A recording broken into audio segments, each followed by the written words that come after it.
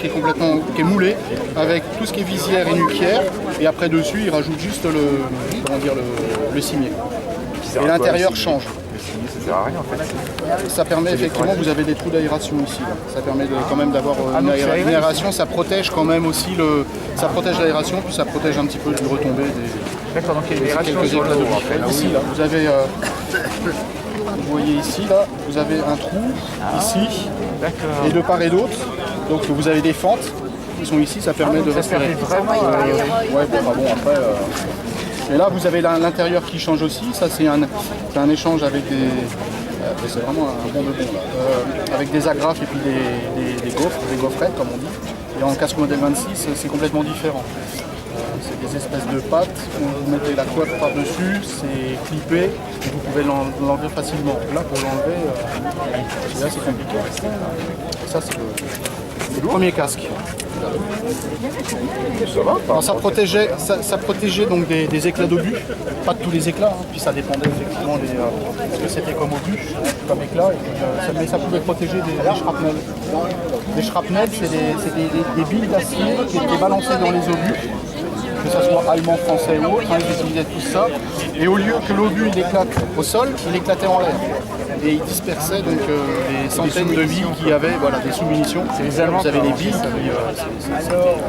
ça faisait des trous, c'est des petites billes d'acier. Donc ça a protégé, effectivement, ça a sauvé beaucoup de soldats.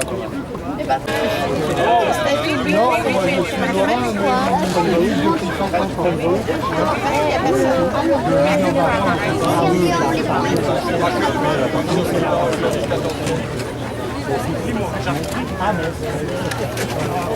Et moi, ça fait.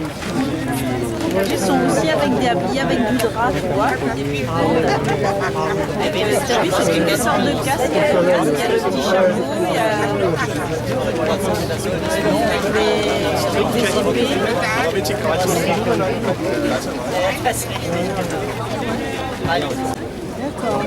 Plus le télégramme de Mexico, le fameux télégramme de Mexico qui est en fait une manipulation faite par les Américains probablement. Pour faire, parce que, comme quoi les Allemands tenteraient de se rapprocher du Mexique pour inciter l'armée mexicaine à envahir les États-Unis par le sud.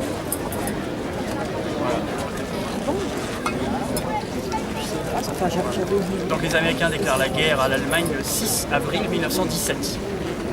Et les premières troupes arrivent en France en juin 17, commandées par le général Pershing, qui va commander le corps expéditionnaire américain en France. Donc là, les Français et les Anglais veulent tout de suite amalgamer les troupes américaines aux troupes anglaises et françaises, c'est-à-dire chaque fois qu'une compagnie ou qu'un régiment arrive, ils voudraient les faire combattre tout de suite, pensant que la guerre va s'arrêter très vite, mais les Américains ne veulent pas, ils veulent combattre en tant qu'armée autonome. Et donc ils ne commencent à combattre effectivement qu'en 18. Et donc ils se rendent célèbres à Cantigny dans la Somme, à Bois-Bello, la bataille de Bois-Bello, le bois de la brigade de Marines. Les Marines, après de lourdes pertes, reprennent le Bois-Bello aux Allemands, le saillant de Saint-Miguel et l'offensive Meuse-Argonne. La fameuse offensive Meuse-Argonne, où il y a 500 000 soldats américains en ligne qui attaquent dans la forêt d'Argonne et le long de la Meuse.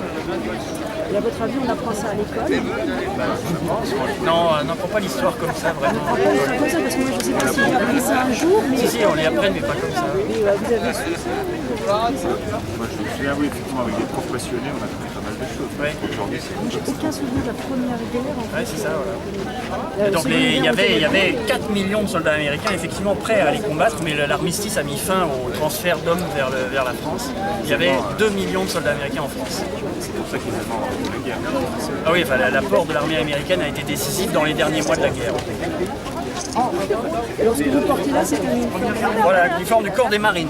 Donc les Marines sont les seuls soldats américains à avoir l'expérience du combat. En 1914, 1915, 1916, l'armée américaine est la plus petite armée du monde quasiment. C'est une armée qui est destinée à protéger les frontières du pays. Donc c'est essentiellement des batteries d'artillerie côtière et la fameuse cavalerie, la cavalerie américaine, qui est destinée à mater les révoltes dans les réserves indiennes. Voilà. Et en 1916, il y a l'expédition punitive contre Pancho Villa, au Mexique, qui est commandée déjà par le général Pershing. Mais sinon, l'armée américaine, c'est une petite armée, ils n'ont pas de canons, ils n'ont pas d'artillerie lourde, ils n'ont pas d'avions, ils n'ont pas de chars, ils n'ont même pas de casque, ils ont très peu de fusils, ils n'ont pas de mitrailleuses, comparé à la même époque où les armées européennes sont des millions d'hommes avec un matériel lourd, très élaboré pour combattre dans les tranchées déjà depuis 3 ou 4 ans. Voilà. Donc quand les Américains rentrent dans le conflit, il faut absolument créer une armée, acheter et se monter une armée. Et c'est ce que les Américains arrivent à faire en moins d'1 an. Le jour de la conscription aux États-Unis, en mai 1917, il y a 10 millions de jeunes Américains qui signent un acte d'engagement dans l'armée en une journée. Vous étiez très remonté quand même. Hein.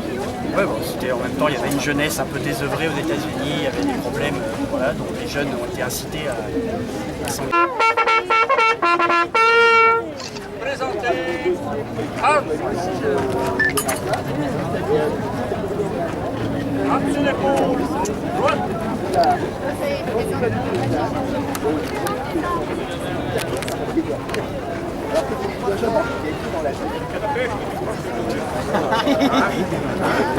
Je sais que t'as pris avec ton fusil comme ça. C'est le chasseur alpin. Ah ben non, c'est pas comme ça. C'est comme ça. Il a pris comme ça. Quand tu cliques pour la première fois qu'il te dit, tu seras exempté de...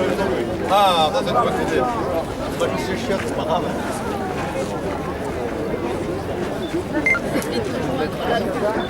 Vamos, commandant. Réposez. Armes.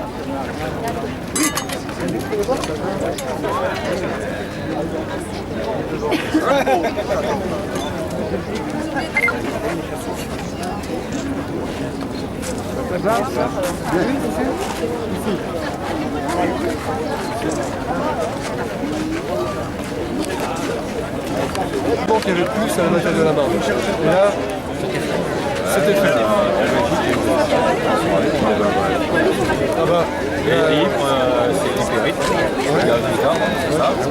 un peu plus tard. Ouais, un peu plus tard. Mais bon, c'est là que ça a lieu. Ah ouais, tout à fait. Il y a un monument. Là, mon grand-père a été gazé 3 fois et il a mis 20 ans à retrouver un souffle. Donc c'était, ils ont vraiment vécu la misère. Puis c'est à Ypres, il y a un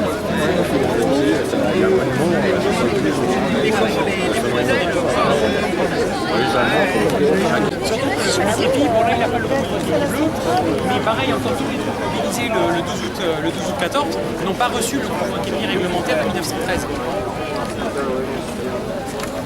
Donc là, effectivement, ça fait une belle cible. On les voit de loin. Encore, ce serait un soldat par-ci par-là, ça ne posait pas de problème. Mais l'infanterie française se déplaçait en masse compacte. Parce qu'on ouvrait encore le feu avec le premier rang à jour, le deuxième derrière, et après on partait à la sortie. Ah oui, les pauvres, ça on peut dire ça, on doit avoir été là, oui, comme mitrailleuse. Parce qu'en plus, les Allemands, eux, ont su tirer parti de ce type que dans l'armée française, vous avez il y a un bouquin qui s'appelle Les Aberrations de 1914, où vous avez la narration d'un officier qui est interpellé par un sous-officier. De minister van Defensie is geweest. En vandaag zou eigenlijk de president van Duitsland komen. Maar die had blijkbaar iets anders te doen. En ja, we zitten dus hier al.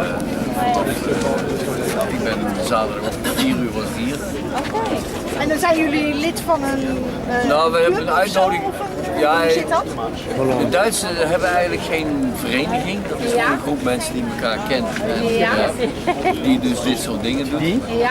En ik heb daar connecties mee. Dus ik kreeg op een gegeven moment een mail van wil je naar Parijs de 14 juli? Tuurlijk. Ja, En toen zei ik schrijver en ik wist helemaal niks hoor. Altijd. Ik zei eerst ja en toen ben ik eens gaan kijken wat kan dat eigenlijk wel. Ja. En ja, dit is gewoon uniek. Waarschijnlijk de eerste en de laatste keer. Oh ja? Hebben wij het dan ook mogen meedoen? Ja. Wij wel. Ja. Ja, want het is nu ter ere van de 100-jarig bestaan